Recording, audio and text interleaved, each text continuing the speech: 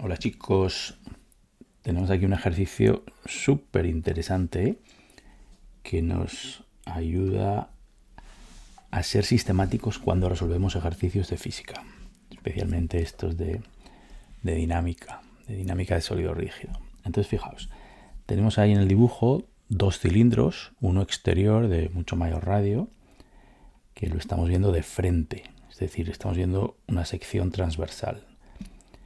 Y dentro de él, dentro del cilindro hueco, tenemos un cilindro macizo, que lo tenéis ahí a la izquierda, y este cilindro macizo se mueve por la superficie del cilindro grande. Luego hay cierto rozamiento, con lo cual puede ser que este cilindro gire pero a la vez deslice, y hay cierto rozamiento. Y por otro lado, entre el suelo y el cilindro grande, asumimos que el rozamiento es cero. Conocemos las masas de los dos cilindros, que son iguales, masa m, el radio del cilindro grande, el radio del cilindro pequeño, que nos dicen que es un cuarto de r grande, y nos dicen que la velocidad inicial es cero. Es decir, esta posición que veis es la posición inicial y el cilindro pequeño se abandona. ¿Y qué va a empezar a hacer? Pues va a empezar a bajar y a subir, a bajar y a subir, a bajar y a subir. Como hay rozamiento y desliza, además de rodar, pues cada vez va más despacio, más despacio, más despacio, hasta que se queda parado. Pero no se queda parado aquí. ¿Por qué? Porque cuando empieza a bajar, el cilindro grande, movido por la fuerza que le hace el pequeño, se va a empezar a mover en esa dirección. Pero cuando el cilindro pequeño llegue aquí, empujará al cilindro en esta dirección. Entonces el cilindro grande va a estar girando a la vez que el pequeño, y al final se pararán. Y la pregunta es ¿dónde se pararán? No sé, ¿en qué parte del eje X terminará el punto A, que es el punto de contacto del cilindro grande con el suelo? Muy bien, pues esta es la pregunta. Entonces fijaos, si tú te encuentras algo así, no sé, en un examen, por ejemplo, ¿no? Pues es probable que empieces a sudar rápidamente porque digas, esto es dificilísimo, esto es imposible de hacer, ¿no? Empiezas a pensar en que tienes que calcular los momentos de inercia de un cilindro hueco, de un cilindro macizo, que hay fuerzas por todas partes y cómo vas a calcular las oscilaciones. Es posible que te pongas nervioso, nerviosa y termines haciéndolo mal, ¿no? Entonces, para eso tenemos la descripción sistemática de qué tenemos que hacer, ¿no? Entonces vamos a ir paso por paso los 6 puntos. El primero nos dice los datos, que bueno, ya los tenemos apuntados aquí, y también la pregunta que nos hacen, ¿sí? Y vamos ahora al punto clave, que es el sistema que elegimos para nuestro estudio. Entonces fijaos, daos cuenta de que si elegimos el cilindro pequeño, pues tenemos mucha dificultad. ¿Por qué? Porque tenemos condiciones de rodadura y desplazamiento a la vez. Y esto es complicado, muy complicado. Lo mismo pasa con el cilindro grande. Sí, que tienes esas fuerzas que hacen que sea complicadísimo el problema. Pero, ¿qué ocurre si elegimos que el sistema sea la suma de los dos? Es decir, el sistema sea el cilindro pequeño más el cilindro grande, ¿sí? Y esto es lo que hace que se resuelva el problema adecuadamente, ¿vale? Entonces, esto hay que pensarlo. Cuando resuelves un ejercicio tienes que pensar qué sistema vas a elegir para aplicar las leyes de Newton y todas las demás ecuaciones, ¿no? Entonces, pasamos al punto 3. ¿Y qué sabemos? Pues leyes de Newton, como siempre, sumatorio de fuerza, masa por aceleración del centro de masas. Y al ser un sólido rígido siempre ponemos la aceleración del centro de masas de la suma de los dos cilindros. El centro de masas de los dos cilindros. Perfecto. Bueno, pues ¿esto a qué nos lleva? Nos lleva a lo siguiente. Vamos a pintar las fuerzas. ¿Qué fuerzas tenemos que actúan?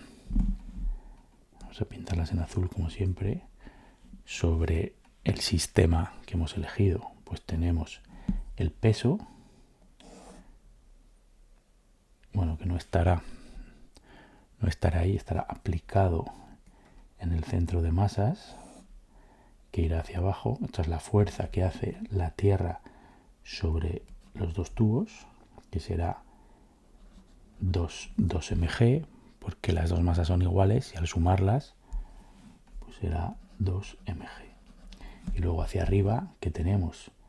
Tenemos la normal que hace el suelo, sobre... ¿Sí? ¿Y qué más fuerzas tenemos? Es que ya no tenemos ninguna más. ¿Por qué? Porque el rozamiento aquí afuera es 0 y el rozamiento que tenemos aquí son fuerzas internas, con lo cual no tenemos que considerarlas. Y la normal que hace el cilindro grande sobre el pequeño es una fuerza interna, y la que hace el cilindro pequeño sobre el grande es una fuerza interna. No tenemos que considerarlas. Las únicas fuerzas que hay que considerar son las dos que están pintadas en azul. Pero aún se simplifica más. ¿Por qué? Porque esta ley de Newton, ¿verdad?, la podemos aplicar a los tres ejes. Entonces, en el eje X, que es el que nos interesa, porque queremos saber cuánto se va a desplazar esto una vez que la bola grande, el cilindro grande, llegue al suelo. ¿Cuántas fuerzas hemos pintado en el eje X?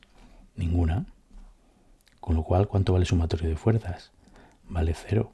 Con lo cual, ¿cuánto vale la aceleración del centro de masas? Vale 0. Y si la aceleración del centro de masas vale 0, ¿cuánto vale la velocidad del centro de masas? Será igual a la velocidad inicial del centro de masas. ¿Y cuál es la velocidad inicial del centro de masas? Nos dicen que esto parte del reposo, con lo cual es 0. Y si la velocidad es 0, ¿qué va a ocurrir con la posición X, que estamos en el eje X? ¿Qué va a ocurrir con la posición del centro de masas? Pues que si la velocidad es 0, en todo momento la posición X del centro de masas va a ser constante. No se va a mover en ningún momento.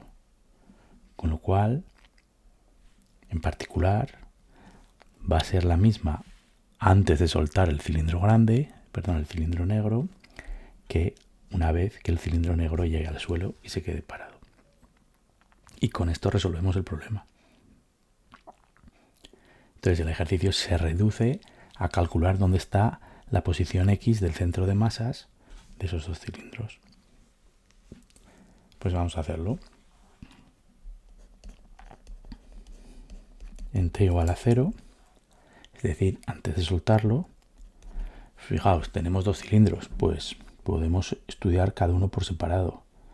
Entonces voy a marcar, a ver, un color que se vea, amarillo. Venga, tenemos ahí, en ese punto, tenemos el centro de masas del cilindro pequeño. Y voy a ponerlo en rojo.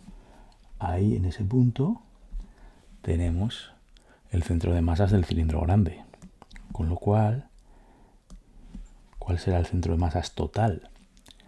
Pues será 1 partido por la masa total, que es 1 partido 2m, y ahora una suma discreta, no hay que hacer ninguna integral. La posición del punto rojo, que es 0, por la masa del cilindro grande, más la posición del punto amarillo, que ¿cuánto es? Nos dicen que el radio pequeño es r cuartos. O sea que será, pues para llegar al amarillo podemos ir desde el rojo, nos vamos r grande hacia la izquierda y luego r cuartos hacia la derecha, que equivale a irnos 3r cuartos hacia la izquierda. O sea, es menos 3r cuartos por la masa del cilindro pequeño, que es la misma. ¿Y esto cuánto es? Pues queda menos 3r partido por 8, que las dos masas se van. Esta es la posición del centro de masas antes de empezar, antes de soltarlo. Con lo cual, la posición del centro de masas para un t suficientemente grande, o sea, cuando se haya parado, pues será la misma, menos 3r partido por 8. ¿Sí? Y ya está, ya hemos acabado. O sea, fijaos que esto quedará, cuando haya pasado suficiente tiempo, tendremos el cilindro grande, el cilindro pequeño lo tendremos ahí, y el eje lo tendremos a una distancia, pues algo así. Ahí está, este será el eje Y y este será el eje X. Y esta distancia será 3R partido por 8. Es decir, que se habrá movido, el cilindro grandote se habrá movido hacia la izquierda desde su posición original y ya está. Y hemos acabado. Esta es la solución del ejercicio. Entonces fijaos que hemos resuelto en 2 líneas y es mucho más sencillo de lo que aparentemente parecía, ¿no? Una pregunta que te puedes hacer es ¿por qué esto termina parándose? Pues la razón es que aquí hay rozamiento y hay deslizamiento. Entonces cuando desliza, la fuerza de rozamiento realiza trabajo y ese trabajo le quita energía mecánica al sistema, ¿sí? Entonces en particular ese trabajo hasta que se para le quita la energía potencial que tenía el disco pequeño. Aquí no tiene energía potencial, depende de dónde elijas el origen, ¿no? Pero si elegimos aquí el origen de energía potencial, pues le quita toda la energía potencial. Entonces la energía potencial primero se transforma en cinética mientras esto se va moviendo y al final pues la energía cinética es cero, la energía potencial es cero, o bueno, no es cero, pero la del cilindro pequeño sí, y la diferencia de esta energía potencial con la inicial es el trabajo que han hecho las fuerzas de rozamiento mientras había deslizamiento entre los dos discos, los dos tubos. Y ya está. Bueno, pues esto como, digamos,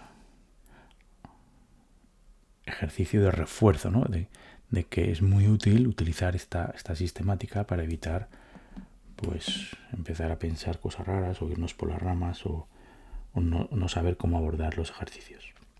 Pues hasta aquí el vídeo, espero que os haya gustado, nos vemos en el próximo. Adiós.